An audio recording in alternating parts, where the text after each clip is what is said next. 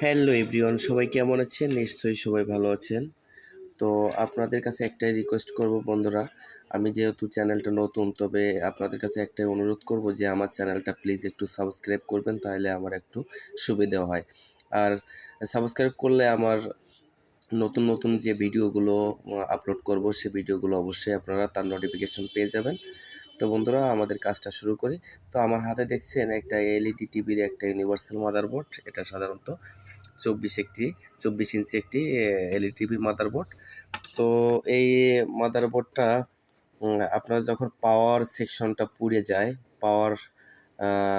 যায়, তো আগে একটা কথা বলছি, যারা নতুন আছেন তাদের জন্য আমি এই ভিডিওটা তৈরি করি। আর যারা ভালো টেকনিশিয়ান, তাদের অবশ্যই এই ভিডিওটা কোনো কাজে লাগবে না, তারা তো অবশ্যই পারেন। তো যারা নতুন এলইডি টিভি, সিআরটি টিভি, যারা নতুন কাজ শিখতেছেন, তাদের জন্য আমার এই ভিডিওটি তৈরি করা। তো দেখেন, এখানে যদি পাওয়ার সেকশনটা পুড়ে যায়, তো পাওয়ার সেকশনটা দেখেন, এই যে পাওয়ার সেকশনটা, এই পাওয়ার সেকশনটায় কিছু এখানে মসফেট রয়েছে, এগুলো দেখছেন।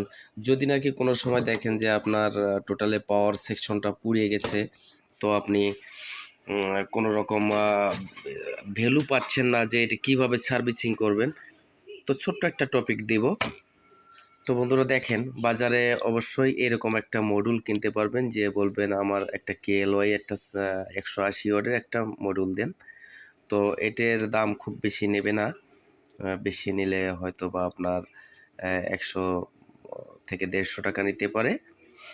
তো এই যে মডিউলটা দেখছেন, এতে 3টে ওয়্যার আছে, একটা আছে রেড, একটা আছে ব্ল্যাক, একটা আছে গ্রিন। তো আপনি গ্রিনটা সাধারণত কেটে ফেলতে পারেন, গ্রিনটা লাগবে না। তো যখন পাওয়ার সাপ্লাইতে আপনার পাওয়ারটা আসবে না, তখন আপনি এখানে দেখছেন একটা মসফেট রয়েছে। এই মসফেটটা সুন্দরভাবে হিট গান দ্বারা তুলে ফেলবেন, কিংবা তাতাল দিয়ে এটা তুলে ফেলবেন। এটা তোলার পরে আপনি কি করবেন, এখানে দেখছেন 2টো ওয়্যার আছে।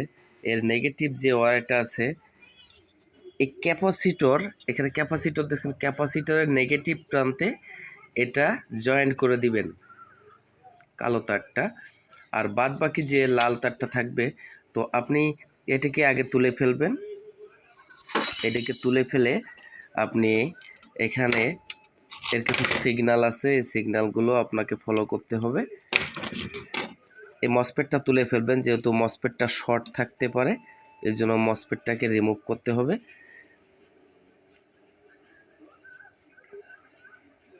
তো এখানে একটু সমস্যা আছে, আপনি বোর্ডটা সার্কিটটা একটু উল্টাবেন। উল্টানোর পরে দেখবেন এখানে একটা কম্পোনেন্ট আছে। এটা একটু ভালো করে খেয়াল করলে বুঝতে পারবেন। এখানে একটা কম্পোনেন্ট আছে, এই কম্পোনেন্টটা আপনি সরাসরি ঝালাই রিমুভ করে দিবেন। এখান থেকে ঝালাইটা রিমুভ করে দিবেন। রিমুভ করে দিয়ে এটা একদম এই যে ছিদ্রটা আছে একেবারে বেরোয় যাবে। তো এই যে লাল ওয়্যারটা আছে, লাল ওয়্যারটা এখানে জয়েন করে দিবেন, এবং এখানে যে টিউনিংটা আছে অবশ্যই কমিয়ে নেবেন। কমিয়ে নিয়ে আপনি 12 ভোল্টে সিলেক্ট করবেন। 12 ভোল্টটা কীভাবে সিলেক্ট করবেন, এখানে আপনার একটা 12 ভোল্টের একটা সকেট আছে। এই 12 ভোল্টটা নেগেটিভ পজিটিভ সুন্দর করে মিটারের কানেক্টরটি রেখে মাপ দিতে হবে, এবং এখানে রেগুলেট করতে হবে, তাহলে আপনি ভোল্টেজটা সুন্দরভাবে পেয়ে যাবেন। তো বন্ধুরা, এইভাবে আপনি এলইডি টিভির যে পাওয়ার সাপ্লাইটা আছে, এই পাওয়ার সাপ্লাইটা রিপেয়ার করতে পারবেন। আসলে এই পাওয়ার সাপ্লাইটা আসলে নতুন কিনতে পাওয়া যায় না, কিংবা এর ম্যাটেরিয়ালস পাওয়া যায় না। সেক্ষেত্রে আমরা এই পার্টসটি ব্যবহার করি, এই মডিউলটা ব্যবহার করি, সেক্ষেত্রে টিভিটা খুব সুন্দর চলে। তো বন্ধুরা, ভালো থাকবেন, সুস্থ থাকবেন, সবাইকে নমস্কার।